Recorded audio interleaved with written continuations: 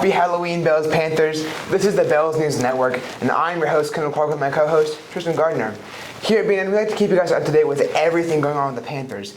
I'm going to start today's spooky episode off with our school motto: learn, work, serve, respect every day. It's the Panther way.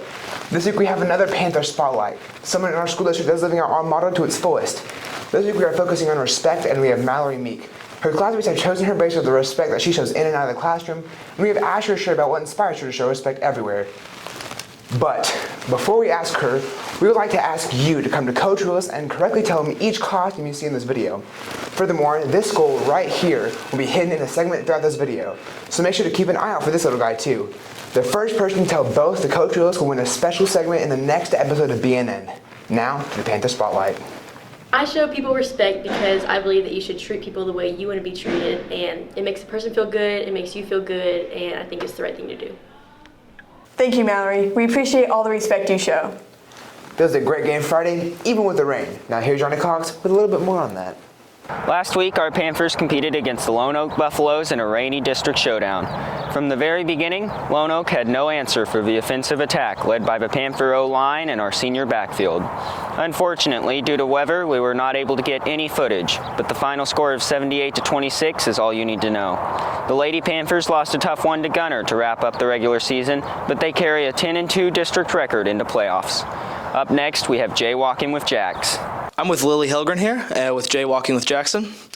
Lily, I would like you to tell me what gave you the drive in the cross-country meet? Honestly, just working for my teammates and knowing that we were running for a team placing rather than ourselves, and the way I performed was going to affect on them.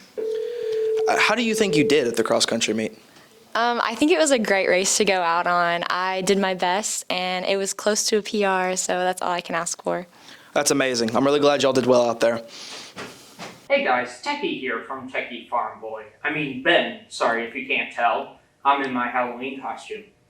Anyways, welcome back to Ben Around the Block. In the United Kingdom, pandemonium has been ushered in due to the swapping of 3 different prime ministers in the span of 2 months. All 3 members were of the Conservative Party, namely Boris Johnson, Liz Truss, and the current Prime Minister, Rishi Sunak, I hope I pronounced that correctly, who is also the first person of color to have the role. After Johnson's controversial reign, Liz Truss only lasted 6 weeks due to her horrid handling of the failing British economy. It is now up to Sunak to save a breaking UK economy. Our next story takes place in Iran with the death of the world's dirtiest man.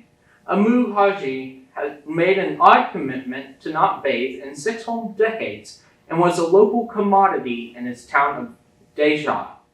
Haji believes soap and water will plague him. This is most likely due to emotional trauma in his early life. A few months before his death, he finally decided to wash his face due to the sheer amount of discomfort his grind caused him.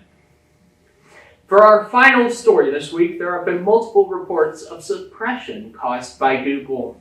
Republican groups are suing Google, claiming that their emails are being marked as spam during the midterm elections. Palestinian humanitarian groups are also accusing Google of suppressing their emails about the ongoing clashes on the Israel-Palestine border.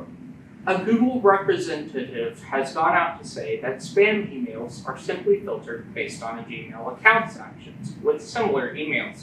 However, he did not elaborate further. Hope you guys had a very spooky Halloween yesterday. This week will be fairly light. Wednesday, on the other hand, won't be so simple. The Adulting 101 classes will be going all day, so be sure to check your schedules to know where you're going. Thursday, we will have pictures retakes, and into the evening, the JV football team will host Leonard at Panther Stadium with a start around 7. On Friday, girls basketball will host Callisburg with the JV team starting around 5 and the varsity team starting at 6:15.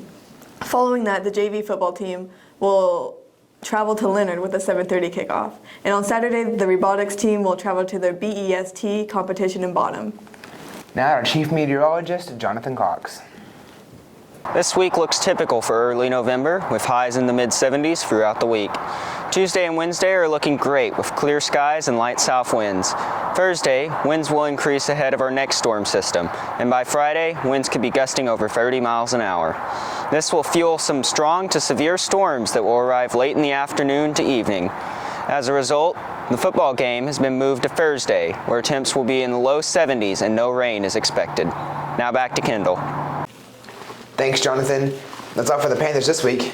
This special Halloween episode of the Bells News Network is brought to you by 207 Productions, the Bells ISD Film Club, the Cool Breeze Snowball Shack, and viewers like you.